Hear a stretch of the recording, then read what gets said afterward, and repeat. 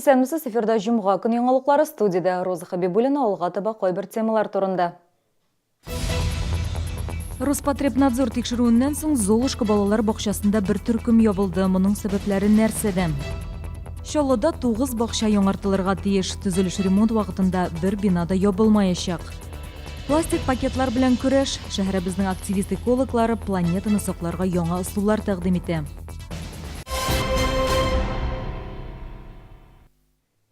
Ата-аналар шикаяты буенча 87-нче Золушка балалар бакчасында Роспотребнадзор текшерү узды.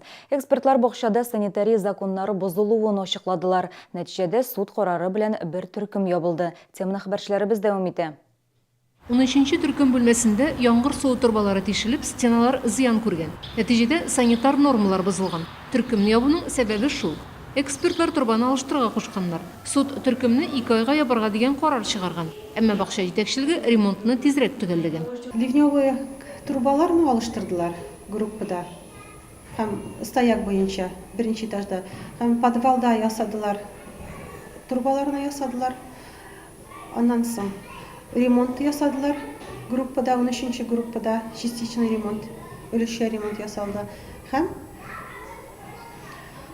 хәзерге көндә, бүгенге вакытта без инде көтәбез постановление судтан. Суд булды бүген сәгать 9 часов 10 минут. Хәзер көтәбез менә постановлениене понедельникка группаны ачарбыз дип өмет итәбез.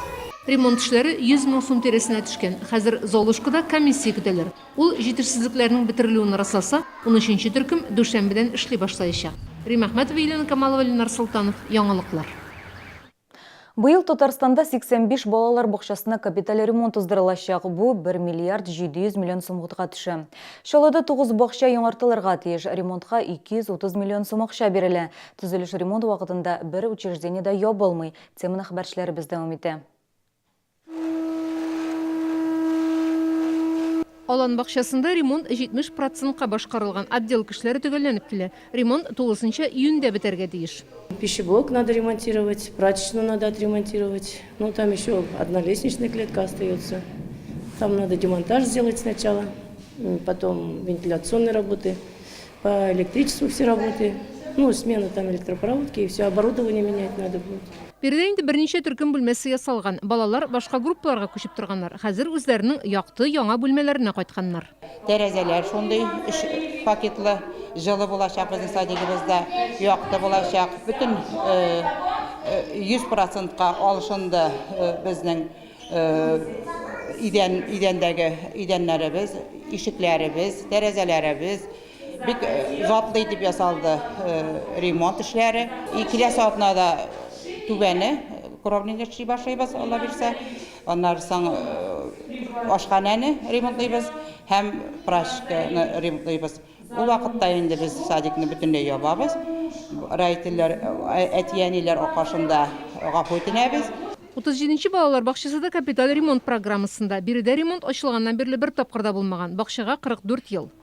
Җыйнап әйткәндә, барлык 9 бакчада да капиталь ремонт 9 позицияда алып барыла. Бина үзе, җиһазлар, мебель, территория барысы да өр-яңа булачак. Капиталь ремонт башка белем бирү учреждениеларында да үткәрелә. Ике дәүләт белем бирү учреждениесендә ремонт бара. Бу Калкан һәм 47-нче мәктәптә 100 миллион артык акча бүлеп бирелде. Һәм 3 ресурс центрында аның өчен 207 миллион акча бүлеп бирелде. Шулай ук Замеликесиядә безнең яңа мәктәп төзелә. 1 миллиардтан артык акча каралган. Мәктәп графикта бара, төзелеш контрольдә тотыла һәм ул график буенча алып барыла. 2019 елдагы капремонтка килгәндә, хәзер башкарма комитетта исемлек төзелә. 6 ел эчендә шәһәрдә барлыгы 60 мәктәпкәчә балалар учреждениесе ремонтланачак. Рим Әхмәтова, Константин Величко, Эльдар Шайдуллин, яңалыклар.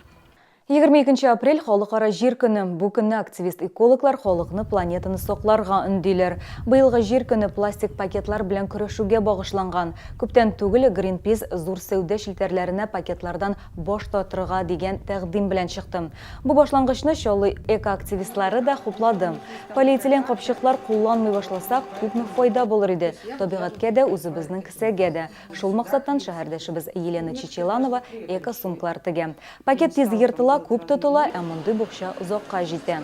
Эко-мешочки могут заменить несколько тысяч пакетов. Если считать, что человек в среднем в год использует 300 пакетов, то один мешочек может прослужить несколько лет.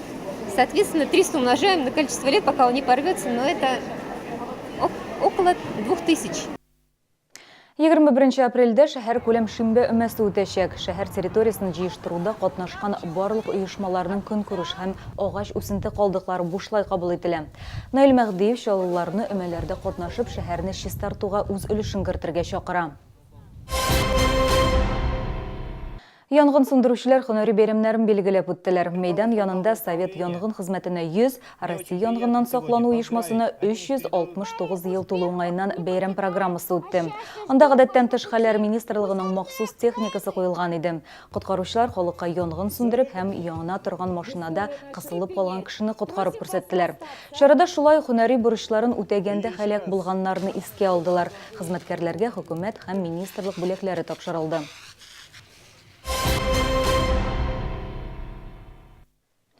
Иртәгә хәләл үзәктә никах мәсьәләләренә багышланган дәрес әңгәмә узачак. Анда туташлар һәм ханымнар чакырыла. Гомер буе яратып һәм хөрмәт итеп яшәрлек үзеңә тиң кешене ничек сайларга?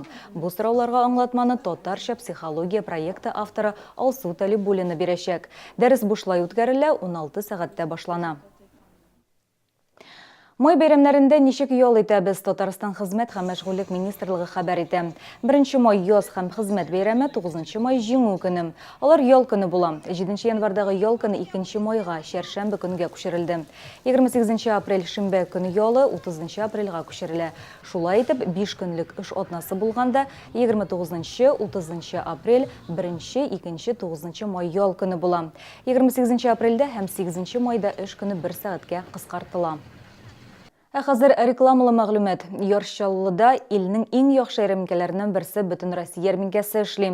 Безнең шәһәрдә ул атна ахырына кадәр кунак булачак. Димәк, Чаллы халкына комфортабель павильонга ашыгырга кирәк. Анда Россиянең төрле предприятиеләр үзләренең оригиналь продукциясын тәкъдим итә. Хәзер тулырак. Сәүдә рәтләре балык деликатесларынан сыгылып тора. Сатып алучылар ерак көнчыгыштан килгән затлы балык сайлый ала. Кавказ тәмләткечләре тезелгән киштәләр янында да узып китеп булмый. Здесь есть зеленый перец, там кундарий, там есть укроп, кинза, орехи, все по рецепту. Беренче тапкыр ярминкәдә тәмләткечләр кушылган кофе тәкъдим ителә. Имбир, корица һәм кардамон кушып тартылган арабика үзенчәлекле ис һәм тәмгә ия. Чәй яратучылар исә кулдан җыелган эре яфраклы чәйне үз итәр. Башкорт балы да бик шифалы. Спросом пользуются медики пчел бортевой. Его очень выгодно брать. В одной чайной ложке суточный запас витаминов. Ярминкәдә сез гардеробыгызны да яңарта аласыз. Җитен сарафаннар, блуза һәм күлмәкләр, Италия дизайнерларыннан палантиннар, хатын-кызлар һәм ирләр өчен язгы курткалар. И вот каждый раз нахожу что-то новое для себя. Ну, бывают у меня такие точки, где я постоянный клиент. Ярминкәдә сатып алучылар өчен призлар да уйнатыла. Кызыклы мастер-класслар, селфи өчен бүләк квест уены уза. Яхшы әйберләр алып вакытыгызны файдалы уздыру өчен 22 апрельгә кадәр 32 комплекс янындагы Мегастрой гипермаркеты белән янәшә павильонга килегез. Бу сезгә җиткерәсе соңгы мәгълүматыбыз иде. Мин Роза Хәбибуллина сезнең белән саубуллашам. Алдагы елларыгыз файдалы үтсен.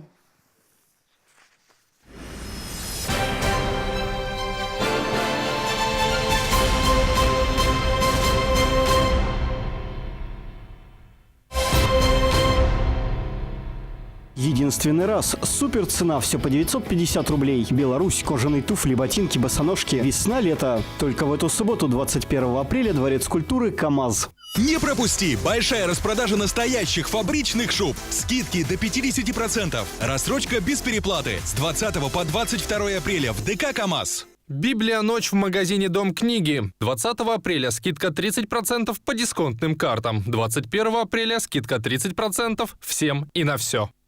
Челнинский Ералаш приглашает на съемки детей и молодежь. Запись на кастинг по телефону 788 505. 788 505. Единственный раз. Супер цена. Все по 950 рублей. Беларусь. Кожаные туфли, ботинки, босоножки. Весна-лето. Только в эту субботу, 21 апреля, Дворец культуры КамАЗ.